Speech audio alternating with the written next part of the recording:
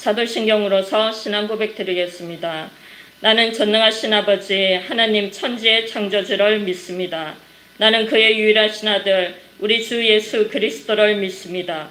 그는 성령으로 잉태되어 동정녀 마리아에게서 나시고 본디오 빌라도에게 고난을 받아 십자가에 못 박혀 죽으시고 장사된 지 사흘 만에 죽은 자 가운데서 다시 살아나셨으며 하늘에 오르시어 전능하신 아버지 하나님 우편에 앉아 계시다가 거기로부터 살아있는 자와 죽은 자를 심판하러 오십니다. 나는 성령을 믿으며 거룩한 공교회와 성도의 교제와 죄를 용서받는 것과 몸의 부활과 영생을 믿습니다. 기도하겠습니다. 할렐루야. 고맙고 감사하신 하나님 아버지 감사합니다.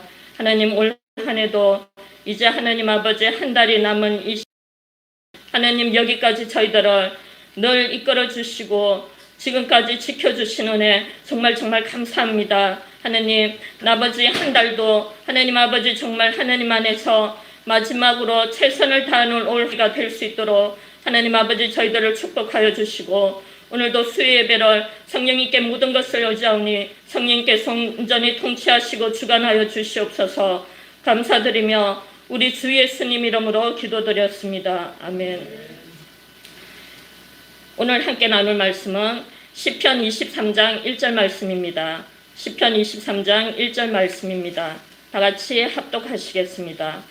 여호와는 나의 목자시니 내게 부족함이 없으리로다. 아멘. 오늘 말씀의 제목은 부족함이 없는 삶이라는 제목으로 말씀을 나누겠습니다. 전 세계 기독교인이라면 시편 23장 말씀을 가장 좋아하고 누구나 한 번쯤은 다 외우고 있는 말씀이 오늘 본문 말씀이 아닌가 싶습니다. 저도 처음으로 교회에 나갔을 때 이 말씀을 외우며 다니곤 했습니다. 그런데 20여년간 외우고 다닐 정도로 좋아했지만 항상 저에게는 의문이 남는 말씀이기도 합니다. 부족함이 없으리로다 라는 말씀이 도대체가 이해가 되지 않았고 납득이 되지 않았기 때문입니다. 부족함이 없다는데 저는 늘 부족했고 늘 갖고 싶은 것이 많았고 가질수록 더 가지고 싶어 했습니다. 꼭 부족함 증후군 같았습니다. 한마디로 도대체가 만족이 되지가 않았습니다. 저는 일본에서 20여년간 살고 한때는 호화롭게 참 잘 살았습니다. 좋은 집에서 잘 먹고 잘 입고 정말 여러 가지 등으로 치장하며 인생을 즐기며 살았다고 해도 과언이 아니었습니다. 전도서 2장 10절 말씀같이 무엇이든지 내 눈이 원하는 것을 내가 금하지 아니하며 무엇이든지 내 마음이 즐거워하는 것을 내가 막지 아니하였으니 이는 나의 모든 수고를 내 마음이 기뻐하였습니다. 이것이 나의 모든 수고로 말미암아 얻은 몫이로다. 솔로몬의 고백처럼 내 눈이 원하는 것을 금하지 아니하며 정말 살았던 것 같습니다. 그런데도 신기한 건 눈만 뜨면 무엇인가 계속 부족한 것 같았고 부족함의 공허함은 끝이 없이 밀려왔습니다. 그러면서 언젠가는 부족함이 없어지겠지라며 막연한 기대를 안고 살게 되었는데 그 해답을 요즘 와서 완전히 깨닫게 되었습니다.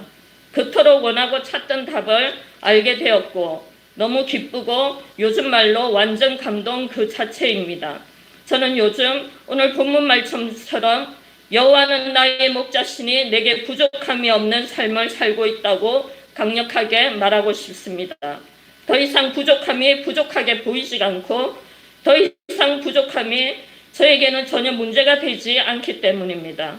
그토록 해답은 바로 고린도전서 8장 3절 말씀에 잘 있습니다. 또 누구든지 하나님을 사랑하면 그 사람은 하나님도 알아주시느니라. 저는 그 무엇보다도 그 어떤 것보다 그 누구보다 하나님을 정말 사랑합니다. 하나님께서 저를 알아주신다는데 무엇이 부족하며 무엇이 더 갖고 싶겠습니까? 예전에는 사람들에게 참 잘 보이고 싶어 값비싼 걸로 치장하며 정말 다녔지만 지금은 하나님께 더 잘 보이고 싶습니다. 하나님을 사랑하는 내 삶에 날마다 기적과 같은 일들이 나타나기 시작했습니다. 만나는 사람마다 저의 말에 귀 기울이며 복음을 받아들이기 시작했습니다. 참 신기한 일인 것 같습니다. 제가 그저 한 것이라고는 하나님을 미치게 좋아하고 사랑한 것뿐인데 한 생명을 살리는 하나님의 사역을 감당하는 사람으로 하나님께서는 저를 만들어 주셨습니다. 모든 것이 그저 하나님의 은혜인 것만 같습니다. 요즘 뉴스를 보면 전 세계가 이 부족함과 전쟁을 치르고 있다 해도 과언이 아닌 시대에 살고 있습니다. 부족함의 사전적 의미로는 안달하다, 애태우다, 결핍이라는 깊은 뜻이 내포되어 있기도 합니다. 우리는 오늘 하루하루를 살면서 이 부족함으로 인해 애태우며 안달하며 살아가고 있는 것이 우리의 현실인 것만 같습니다. 여러분들께서는 오늘 하루 어떤 부족함으로 인해 애태우며 안달하고 계십니까? 건강의 부족함입니까? 물질의 부족함이십니까? 사랑의 결핍이십니까? 이 해답을 어디에서 찾고 전전긍긍하고 계십니까? 그 해답은 바로 우리의 목자이신 여호와 하나님께 있다는 것입니다. 하나님만이 우리의 부족함을 채워주시고 만족을 선사하실 수 있는 유일한 분이신 것입니다. 부족함의 반대말은 충분입니다. 여러분들의 부족함을 충분함으로 바꿔주실 수 있는 분은 바로 여호와 하나님이십니다. 더 이상의 부족함이 없는 삶으로 여러분을 반드시 인도하실 것입니다. 그렇다면 부족함이 없는 삶에 대해 구체적으로 알아보겠습니다. 그 첫 번째로는 긍정적인 마음을 가져라입니다. 코로나 팬데믹으로 인해 경제 불안과 입시 전쟁, 취업난, 지나친 비교의식 등으로 우리 사회 곳곳에서 절망과 고통에 휩싸여 소망을 잃어가는 사람들이 점점 더 많아지고 있습니다. 뉴스를 보면 매일매일이 부정적인 뉴스가 홍수처럼 쏟아지고 있는 것이 오늘 하루의 시작이고 오늘 하루의 끝이 되곤 합니다. 이런 시기에 가장 필요한 한 가지는 매사를 긍정적인 마음과 시각으로 절망의 상황을 뚫고 나가는 것입니다. 하나님께서는 우리를 보잘것없는 존재로 창조하지 않았음을 믿고 자존감을 회복해야 합니다. 베드로전서 2장 9절 10절 말씀에 그러나 너희는 택하신 족속이여 왕같은 제사장들이여 거룩한 나라여 그의 소유가 된 백성이니 이는 너희를 어두운 데서 불러내어 그의 기이한 빛에 들어가게 하시니에 아름다운 덕을 선포하게 하려 하심이라.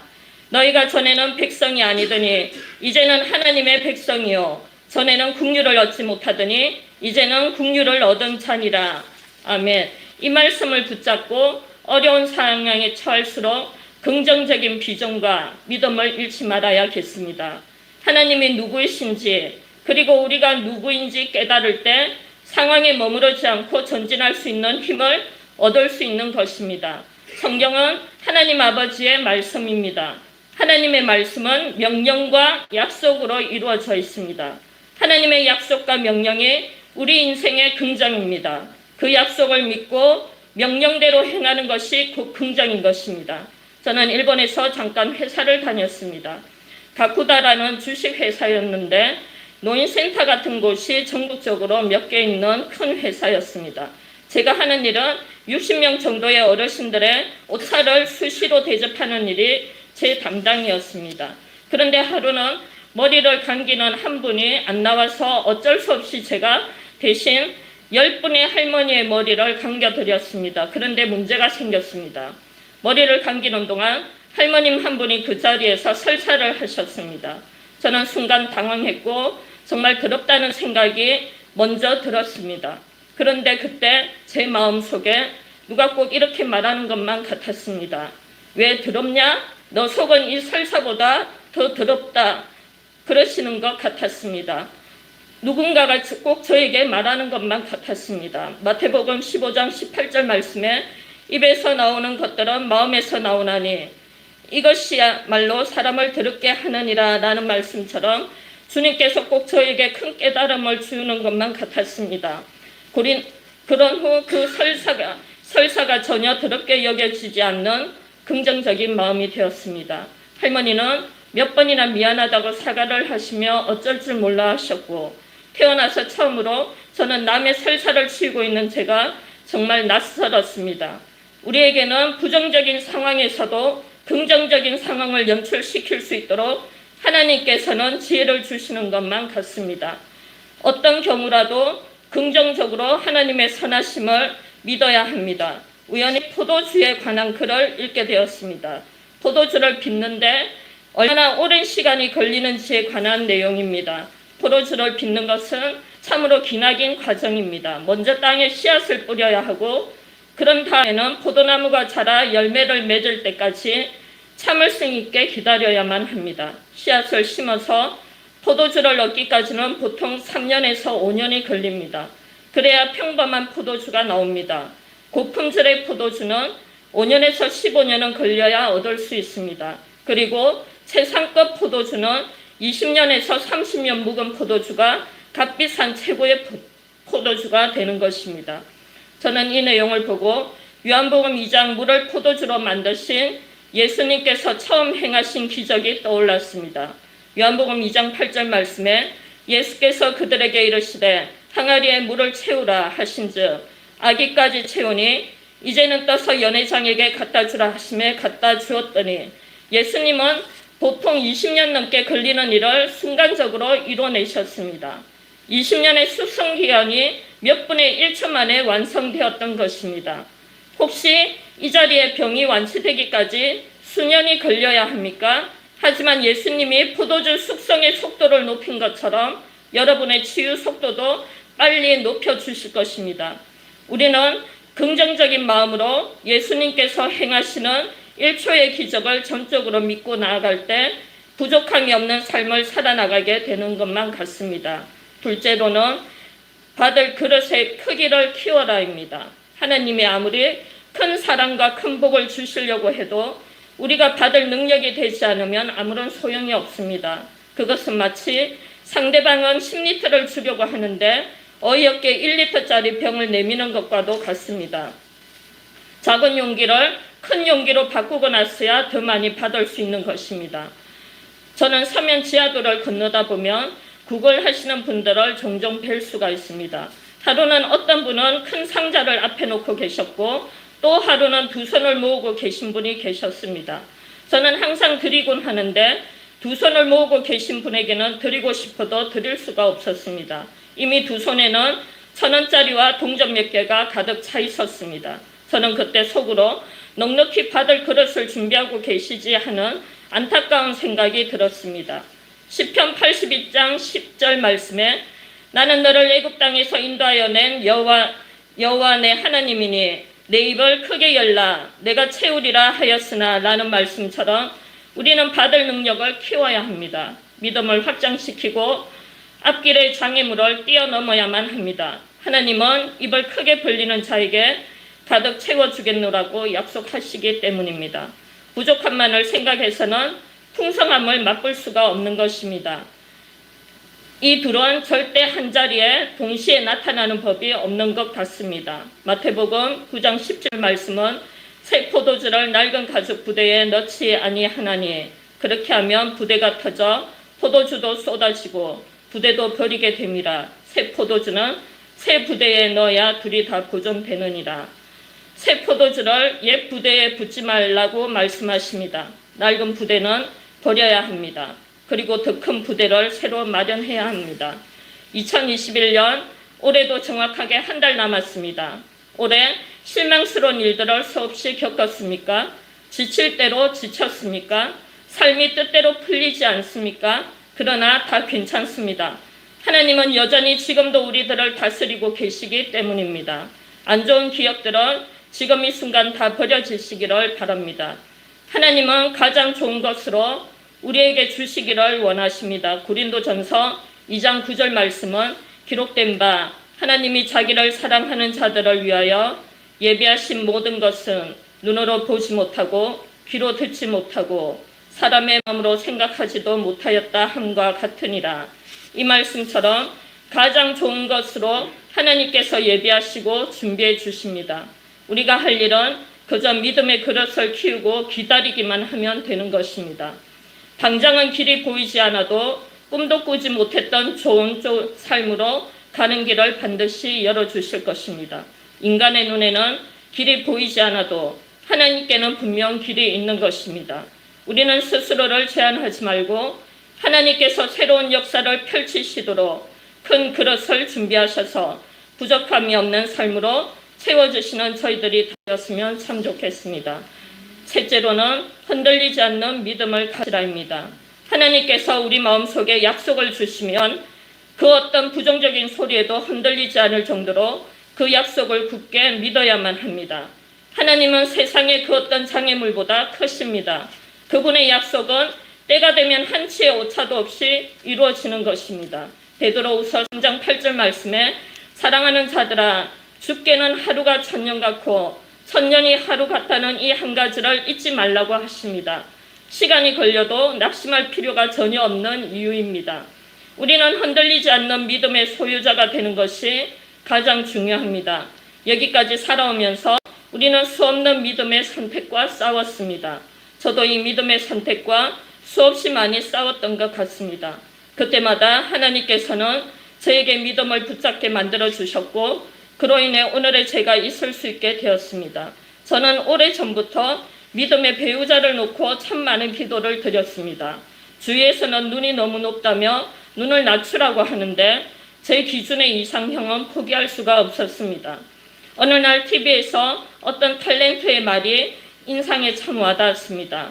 48살인 그분은 사회자가 묻습니다. 왜 결혼을 아직 하지 않았냐고, 이상형은 어떻게 되십니까? 라고 물었습니다. 그분께서 대답을 합니다. 다 필요 없고 설레임만이 있으면 됩니다. 설레이는 그분을 아직까지 만나지 못했다고 말을 하는 것을 들었습니다. 저도 참 공감이 가는 대답이 아닌가 싶었습니다. 이런 저에게 설렘이 생겼습니다. 가슴이 벅차고 두근거리고 떨리는 그분을 만났습니다. 그분은 바로 우리 주 예수님이십니다. 예수님을 생각하면 저는 막 설레입니다. 막 기쁩니다. 그저 좋고 또 좋습니다. 이사야 62장 4절 5절 말씀을 저는 참 좋아합니다. 다시는 너를 버림받은 자라 부르지 아니하며 다시는 내 땅을 황무지라 부르지 아니하고 오직 너를 헵시바라 하며 내 땅을 빌라라 하리니 이는 여호와께서 너를 기뻐하실 것이며 내 땅이 결혼한 것처럼 될 것임이라.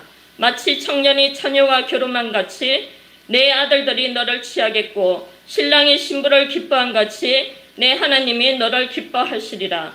이제 저의 완벽한 보호자는 우리 주님이십니다. 완벽한 저의 보호자이신 주님으로 인해 더 이상 설렐 필요가 없어진 것 같습니다. 우리는 믿음으로 계속 전진할 때 가장 좋은 최상급의 만족으로 하나님께서 역사하시는 것 같습니다. 우리들은 흔들리지 않는 믿음으로 정복하고 다스리며 찾고 두드리는 하나님의 사랑받는 자녀들임에 틀림이 없습니다. 오늘 저는 부족함이 없는 삶이라는 제목으로 말씀을 나누었습니다.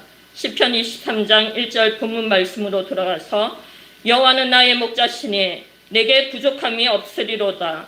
네, 정말 맞습니다. 이 말씀처럼 우리들을 여기까지 부족함이 없게 완벽하게 이끌어 주시고 인도하셨던 우리 주님의 은혜에 다시 한번 오늘 말씀을 통해 깨닫는 귀중한 시간이 되었으면 좋겠습니다.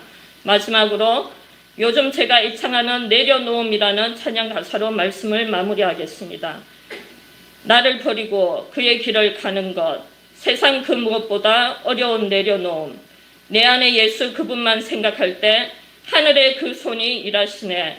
그분의 마음, 그분의 시선, 그분의 원하심을 내 마음에 두는 것, 십자가 그 길, 그곳에 나 설 때에 주님 나를 통해 일하시네.